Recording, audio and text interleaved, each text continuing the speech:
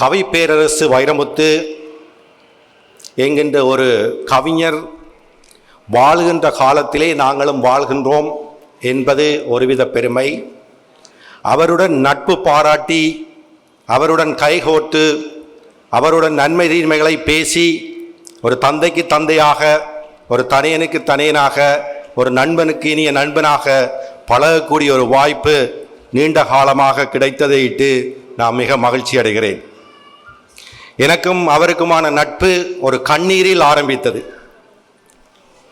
அந்த நட்பு எவ்வளவு தூரம் நெருக்கமானது என்பதற்கு ஒரு சிறிய உதாரணத்தை கூறிவிட்டு அடுத்த பக்கத்துக்கு செல்கிறேன். சுவிட்சர்லாந்திலே ஒரு நிறைய நண்பர்கள் கூட்டத்தோடு இருந்து பேசிக்கொண்டிருக்கிறோம். கவிஞருடைய பேச்சு அங்கே எடுபடுகிறது. ஒவ்வொரு பாடல் வரிகளை ஒவ்வொருவர் பாடி காண்பிக்கிறார். அந்த பாடல் வரிகளை பாடுகின்ற பொழுது ஒரு விவாதம் வருது. இவர் எப்படி இந்த வரிகளை எப்படி இவர் தேடியிருப்பார் என்று சொல்லி, முகிலினங்கள் அலைகிறதே, முகவரிகள் தொலைந்தனவோ, முகவரிகள் தொலைந்ததினால் அழுதுடுமோ அது மலையோ.